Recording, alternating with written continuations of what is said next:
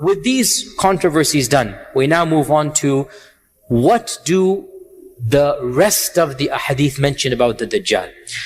And I'm not going to go over them one by one because it's a bit too advanced for that. I'm just going to summarize for you. Of the things that are mentioned in authentic ahadith, the Prophet ﷺ said, every single Rasul has warned his ummah about Dajjal from the time of Nuh alayhi salam. And I too shall warn you about the Dajjal. Now, this is actually very interesting for us as Muslims. Why? The Prophet ﷺ is saying, the concept of Dajjal is found in all previous traditions. And guess what? We find it very clearly in the Christian tradition. As for the Jewish tradition, I have just scratched the surface. I'm not an expert, but I did my research. It appears that they don't really have this concept of the false Jesus. But believe it or not, some sects of the Jews have the concept of the false David, Ajibullah, the false Dawood. And Allah knows best, but it appears to be that because they took David as their main figure, and the folklore remains about the false one coming, so they took their main figure, David, and they made a contrary figure of him. There shall be a false king, David, and Allah knows best. And this is a small segment of the Yahud. And by the way, the vast majority of modern Jews, they have abandoned these types of tales. They no longer believe in this anyway, as you know. The vast majority of them, they just look at these as folkloric traditions. And in fact, many of them don't even consider their law binding anymore. As you know, they are what they call modern or reform Jews. And that's a whole different, that's the majority of American Jews. You should all know this. Another tangent, but this is known. You should know this as American Muslims, you should know. There are three main firqas of Jews in America. Number one, that's the smallest. You want to begin with the smallest? No problem. Orthodox. This is the smallest, maybe 10 to 15%. And they are the strictest, and they are the literalists, and they want the ones who you can, and they have many firaq as well, and they have the Hasidics and whatnot. Number two is conservative, maybe around 20-25%, the next larger. But the majority are, number three, reform. And reform, essentially, there is no aqeedah they have to believe in at all, and there is no sharia they have to follow. They are more of a civilization. So what I'm saying, one group says the false King David. This is one group of the Orthodox. Very, very, very small percentage. Majority of them, these are just folklore tales they don't care about. It's gone.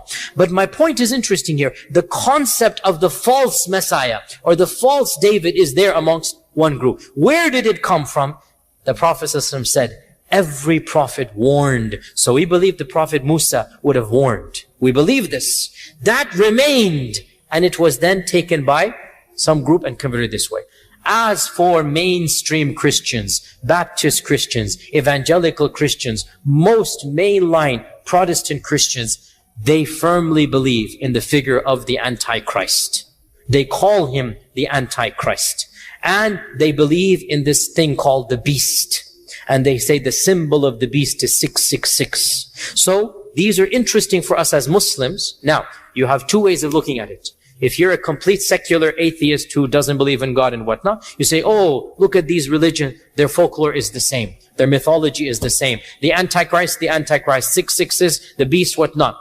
Or you can flip it around exactly and say the very fact that two different civilizations and two different faith traditions that have no causal relationship with one another are saying the exact same thing means there must be a common origin, and that is Allah subhanahu wa ta'ala. You see, you can look at the two exact same things and then figure out what you want to do. Same thing goes for the Great Flood. Again, a bit of a tangent, but again, this is all interesting stuff. Do you know, my dear brothers and sisters, that every single civilization in the world has the myth of a great flood? The native Indians in this land, they have a myth of a great flood that took place once upon a time. The Aborigines in Australia, and they are the most disconnected of humanity. For 20,000 years, they lived separate from the rest of humanity until Cook discovered them in 53, when he, whatever, did the coast of whatever, Australia, and he discovered them. For 20,000 years, the Aborigines were cut off from the rest of mankind. And guess what? They have the myth of a great flood. The Bible has the great flood. The Qur'an has the flood, right? The origin stories of ancient Babylon have the great flood. Now, what is the secular skeptic say? Look at these mythologies, they're all the same. You can flip it around 180 and say what? Why do all of these civilizations have a great flood myth? Because there was a great flood. And all of these are coming from the great flood. You see what I'm saying here, right? Yani the glass is half full, half empty. The same thing can be flipped around, and rather than deny faith, you can say, but it makes sense therefore. How could the Aborigines and the native Indians both have the great flood myth? How is that even possible? Think about it. Now, true, the details are very different, right? But that's because when you pass a fact from one person to one person to one person, what happens, right? You can even try it at home. Get 10 people, right, to stand together and just do it. And you will be shocked at what you see. Even hadith narrators might find themselves to be weak. Wal'iyadu billah. Allah al-musta'an. Internal joke. So, where was I? The great flood myth. You're all lost. I apologize for drowning you in all of this great flood myth. Something about Dajjal. Let's get back to Dajjal. The notion that every single civilization, Judaism, Christianity, and Islam, it has some notion of an evil entity that shall deceive mankind towards the end of times. Isn't it interesting? Isn't it something that makes you think, right? And there are so many, these folkloric movies that are made by Hollywood, right? That, the Antichrist is gonna come.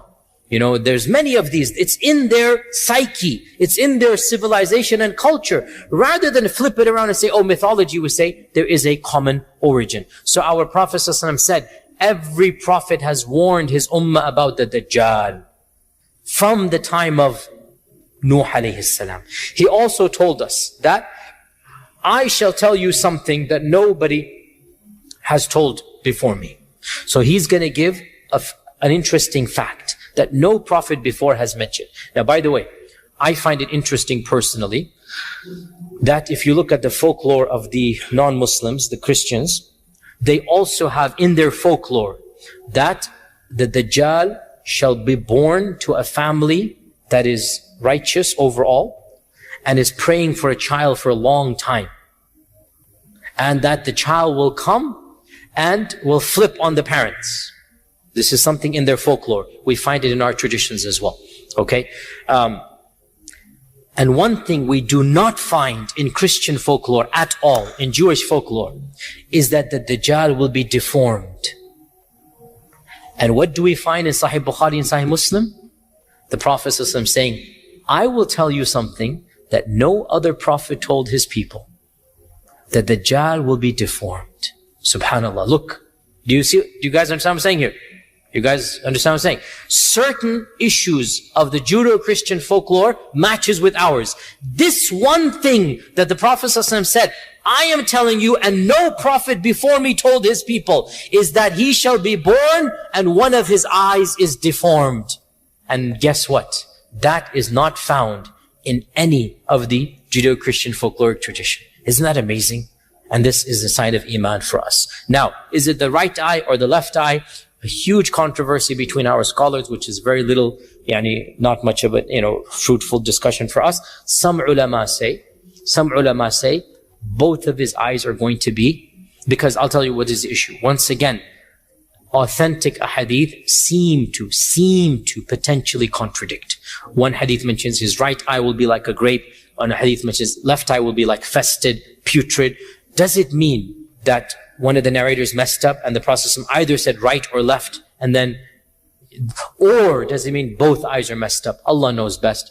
Allah knows best. And some ulama try to make jama' and they say, but it appears to me that Allah knows best that one eye is going to be messed up and the other eye will be normal. So this is something the Prophet mentioned, that the one of the eyes will appear like a rotten grape. So a grape that you leave it for a while, it pops open, there's a brownish area, disgusting to look at. That will be the eye of Dajjal. So the Prophet ﷺ is saying, recognize that man when you see him. There will be one eye that will be open and evil and putrid and festering and what disgusting. That is one of the sign of Dajjal. Another sign is that the Dajjal will appear like a young man. So he's not going to be an old person. He will appear like a young man. Yani 20, 30 years old. He's not going to be 50, 60, 70. His shakl, his facial features will be that of a young man. Another sign, the Prophet ﷺ mentioned that the Dajjal will have curly hair. So he's not going to have straight hair. He's going to have curly hair. Okay? You don't need to look at your fellow friends and measure him. Whatnot. Calm down, bro. Bismillah. Let us pray none of your friends are Dajjal. Or else that makes you the supporter of Dajjal. So look at it that way. When you make fun of your friend as a potential Dajjal, you become the supporter of the potential Dajjal. So be careful who you make fun of. So another sign is that the hair is going to be curly. And one of the signs that we are all aware of, the Prophet ﷺ said, every Muslim with an ounce of Iman shall recognize the words kafir written on the forehead of Dajjal. Now, this sign is a sign of Iman. It is not a physical sign, because the kafir will see Dajjal and not see anything. Right? It is something that Allah will give to the believer. This is the eyes of the qalb, not the eyes of the heart, not the eyes of the physical eyes. So the mu'min will see the Dajjal and will see written on him kafir, and then to emphasize the point, the Prophet ﷺ spelled it out. Kafara will be written. Kafir will be written on his forehead. So this is something that is also authentically mentioned.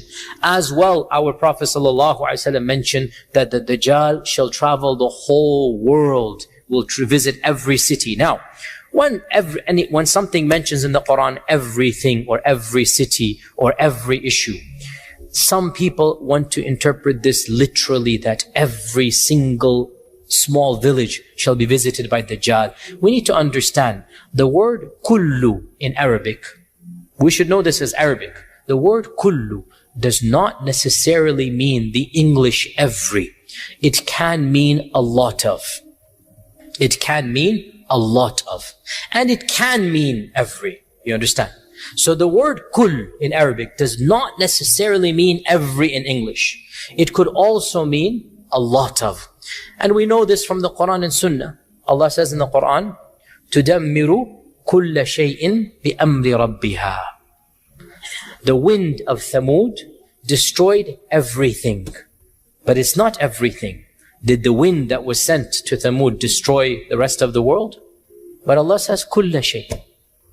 So the word kullu, and also وَمِن كُلِّ شَيْءٍ خَلَقْنَا زَوْجَيْنِ. This is one of those things that, if you some people leave Islam, the murtads, for the most trivial reasons, because their own ignorance doesn't understand the Qur'an. When they don't understand the Qur'an, they end up rejecting Islam.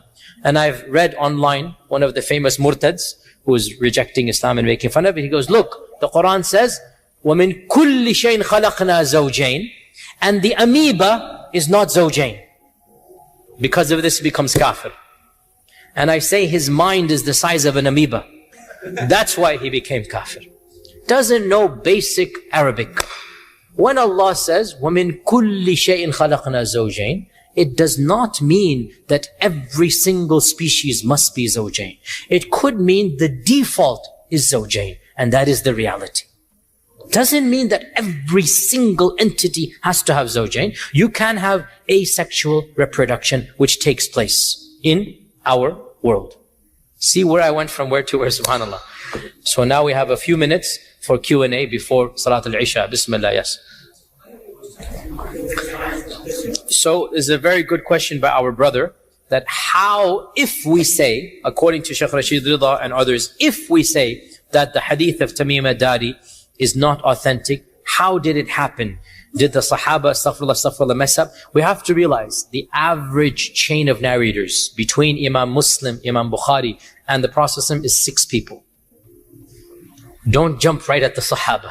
There's plenty of people in the middle where, and this is actually well known for those who study hadith, sometimes the third, fourth narration, and this is very common, he might have heard something from someone, and when years go by, he assumes he heard it from a narrator of hadith, and he then projects it mistakenly. Mistakenly, he projects it to a hadith, and it's not a hadith. Okay? And this is the job of the more discerning scholars to sift through. And that's why I said, do we even want to open this door? And I said the majority did not open this door, which is why they consider the hadith of Tamim to be authentic.